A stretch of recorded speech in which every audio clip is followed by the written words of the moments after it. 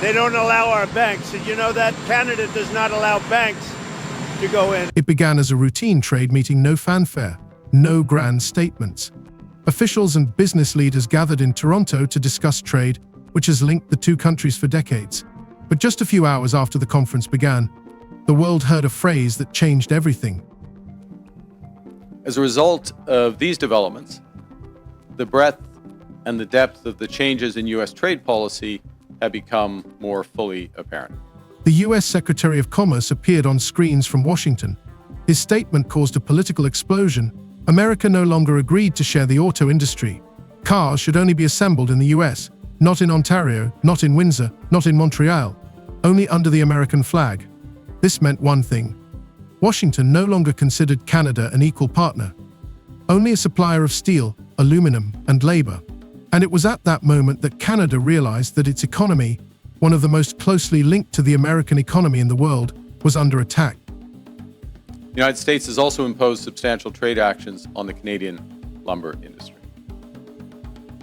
Now, in recent weeks, the United States has agreed a series of trade deals with a variety of countries. And these deals have several aspects in common. First, baseline tariffs that cover a broad range of goods and services that are substantially higher than those U.S. tariffs that existed before. Within hours, news feeds were filled with headlines: U.S. rejects auto deal.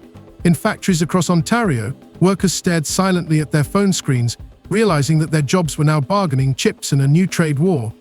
The U.S. president is betting on force, on tariffs, on pressure, 25% on steel, 35% on aluminum, new duties on trucks and cars. These are not negotiations, this is an ultimatum. But perhaps right now Washington is making a strategic mistake that it will regret. Because behind the apparent dependence lies another truth. Every car assembled in Ontario crosses the border more than once. Every American factory in Detroit lives off Canadian metal, energy, and minerals. The entire North American economy is a complex system where removing one element means destroying everything. Those trade deals with other countries also have limited or no relief from those sectoral tariffs in those strategic industries such as steel and autos. They include substantial commitments by the U.S. trade partners for investments in the United States and significant unilateral trade liberalization measures. Canada may be quieter, but it is not powerless. It has energy, oil, gas, and electricity that powers factories in the US. It has critical minerals, nickel, lithium, cobalt, without which electric vehicle batteries and the defense industry cannot function. And it has a market, 40 million buyers who purchase millions of American cars every year. When the White House talks about regaining control, Canadian ministers respond differently. We are building independence. The Port of Montreal is expanding so that goods can go directly to Europe, bypassing American ports. And on the coast of Nova Scotia, construction is beginning on a giant wind farm and energy source that could supply not only Canada, but also half of the eastern coast of the United States. Tariffs created to weaken Canada are beginning to strengthen it. And while Washington speaks loudly, Ottawa acts quietly but strategically. There are no clear winners in this story. This is not a fight over tariffs, but over the future who will control North American industry in the next decade. And perhaps when the first Wind West turbines begin to spin over the Atlantic, it will become clear who is truly dependent and who is simply shouting the loudest. I spoke to Governor Trudeau on numerous occasions, and we'll see what happens, but it just sets up so good for them. Look, the people would pay much less tax than they're paying right now. They'd have perfect military protection. It all started with one statement, one sentence uttered with cold confidence, which left a heavy echo in the air. The message from Washington was clear: cars for Americans must be assembled in America. It was not a request, nor was it even an attempt at negotiation. It was an order issued by the White House live on air. The trade conference in Toronto, which had begun in a calm, almost routine atmosphere, turned into a political battlefield in an instant. The U.S. Secretary of Commerce, speaking via video link, said that the new policy of Donald Trump's administration would leave no room for ambiguity. Free trade between the U.S. and Canada would only be possible on American terms. And if Ottawa did not agree, tariffs on cars and components would become a reality in a matter of weeks. People in the back rows of the hall began to whisper. Several Canadian journalists rushed to their phones to relay the news to their editors. The ministers attending the conference exchanged glances. No one expected Washington to go this far. Within an hour, CBC and Global News aired special reports. America closes its doors to Canadian cars. The headlines read, "The trade friendship is over." In a matter of hours, tensions that have been building for months turned into an open threat. Those were quickly followed by reciprocal tariffs on every U.S. trade partner and very high sectoral tariffs applied globally on strategic industries, including steel, aluminum, autos, and copper. Donald Trump has always based his economic strategy on an image of strength, on demonstrating superiority. He made no secret of the fact that he considers trade agreements to be a temporary measure rather than an alliance. America must produce for itself, he said during his first term. But now, returning to power with a promise to restore control, he has taken a step that many feared. Trump's second administration has decided to build a new industrial hierarchy, where Canada is only a supplier, not a partner. The tariffs were announced almost simultaneously with the statement: 25% on steel, 35% on aluminum, additional duties on heavy trucks, tractors, and industrial machinery. In private conversations, American officials called this a strategic restart of production, but in Ottawa, these words sounded like an economic declaration of war. Canadian factories have been linked to American ones for decades. Almost every car that rolls off the assembly line in Ontario contains parts that have crossed the border several times. The introduction of tariffs on this flow meant an instant increase in prices both for parts and for finished cars. At the factories in Windsor, where thousands of people work in car assembly, the shift ended in silence that day. The workers did not discuss the details. Everyone understood that if Washington carried out its threat, contracts with American partners could be revised by the end of the quarter. Several union leaders appeared on local television stations, demanding a tough and symmetrical response from the federal government, but Ottawa chose to remain silent that day. Specifically, under the new U.S. approach, countries must now buy access to the world's largest economy through a combination of tariffs, investments, unilateral trade liberalization, and policy changes in their home markets. The next day, the Canadian Prime Minister issued a brief statement to the press. "We are not looking for confrontation, but we will not allow anyone to destroy our industrial foundation." Behind this neutral tone lay something else: growing irritation. Canadian officials admitted in private conversations that the White House had not consulted with Ottawa before announcing the tariffs. Not a single note, not a single phone call. Behind the scenes, it was said that this was Trump's political calculation. His new campaign was betting on bringing factories back to the US and on the slogan, "Build it here." Domestically, this looked patriotic, but abroad it looked like a show of contempt for allies. So I think Canada is going to be a very serious contender to be our 51st state. When the first analysts calculated the impact of the tariffs, the picture turned out to be paradoxical. In Canada, tens of thousands of jobs were threatened. In the US, the cost of cars had already risen by 8 to 10%. According to leaks from the Department of Commerce, the largest American car companies warned the White House about the risks even before the measures were announced. But the political effect outweighed the economic calculation. The Trump administration decided that a short burst of tension was better than concessions to neighbors. Meanwhile, a wave of spontaneous protests began in Ontario. At one of the plants in Sarnia, workers hung a banner reading, "Without our metals, Detroit will stand still." Hashtags such as Fair Trade for Canada and Webull Together began to gain popularity on social media. People who had considered Americans partners for years now spoke of them as adversaries. This new U.S. trade policy has several motivations: to raise tariff revenues, to protect strategic industries, to encourage foreign investment in the United States, and to change trade and non-trade policy in U.S. partners. But perhaps the most alarming signal came from the Ontario Premier. He said bluntly that if Washington continued to pressurize, the province might reconsider exporting electricity and critical minerals to the US. It sounded like a diplomatic threat, veiled as economic caution. "I don't want to do this, but it remains on the table," he said, and these words instantly spread across all television channels. Washington took this as a challenge. A wave of comments about ungrateful neighbors, energy blackmail, and unfriendly gestures began in the American media. However, the opinion among experts was different. Several economists from MIT and Harvard published analytical notes in which they directly stated that, Without Canadian energy and materials, American industry would not be able to withstand its own tariffs. All this turned into a new cold trade war, not so much about numbers as about principle. Trump built his strategy on the idea that power is pressure, that if you put pressure on an ally, they will give in. But Canada decided not to back down. Within the country, the industrial sector began to mobilize. Companies that had previously been dependent on the American market began to seek contracts in Europe and Asia. Several major manufacturers of electric vehicle parts began negotiations with South Korea and Japan.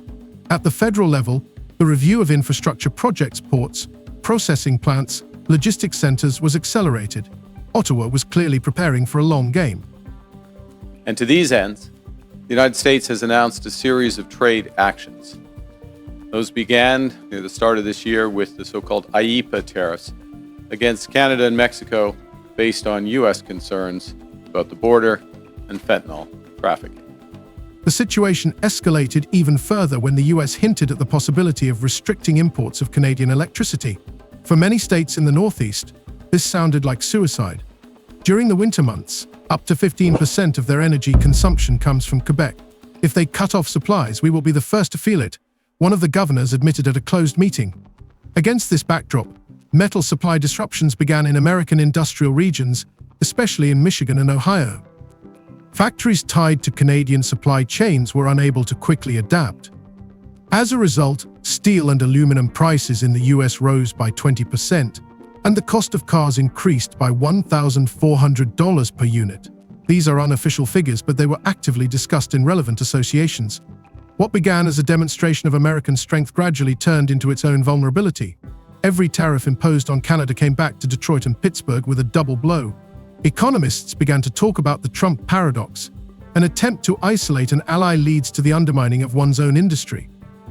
In fact, the average U.S. tariff rate on the world has jumped from just over 2% at the end of last year to almost 16%, 8 times higher. 16% currently. Canadian officials, on the other hand, chose a different tactic. They talked less but did more. Government reports began to include plans to create a sustainable industry sector to support businesses affected by American measures. Several provinces signed agreements on cooperation in energy and transport to compensate for losses from tariffs. And although Canada's economy experienced a shock in the first weeks after the tariffs were announced, by the middle of the year the Canadian dollar had stabilized and exports to Europe had grown by almost 9%. It was a small but significant success. The White House expected capitulation, but instead saw adaptation.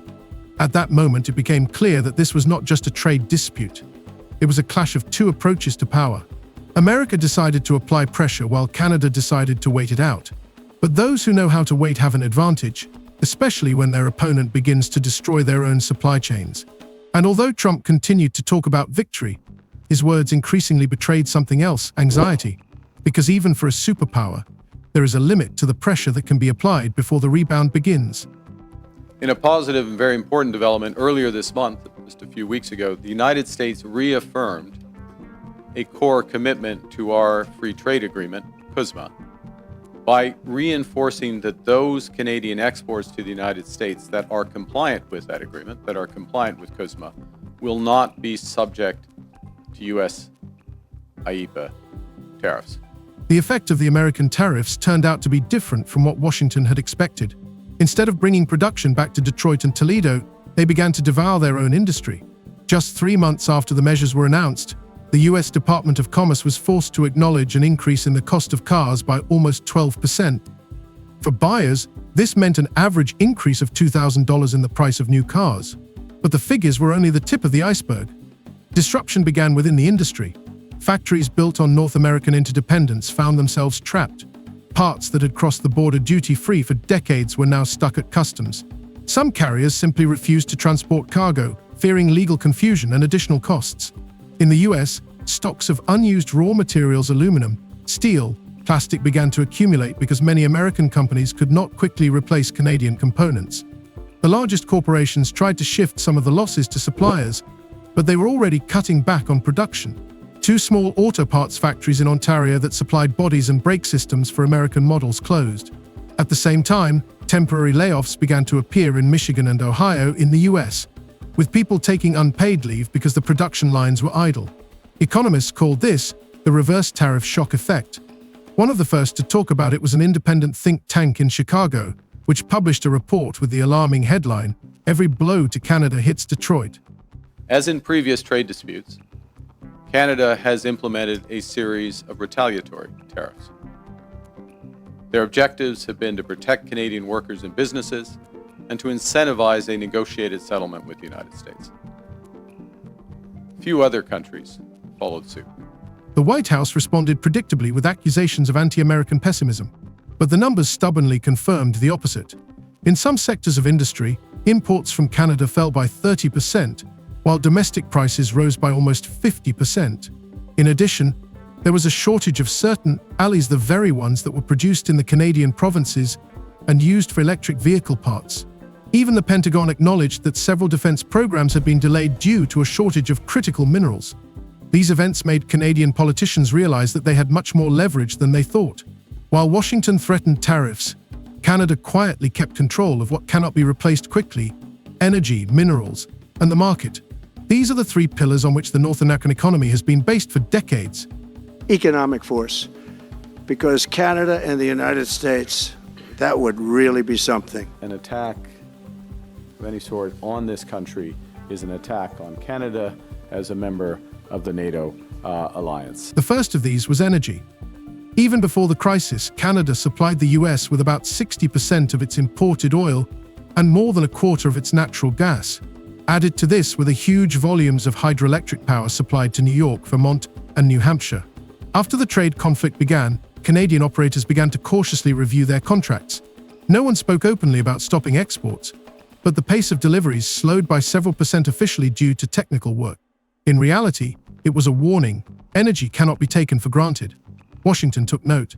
Several governors of northern states appealed to the Department of Energy to avoid further tension with Ottawa, realizing that their winter power systems were too vulnerable.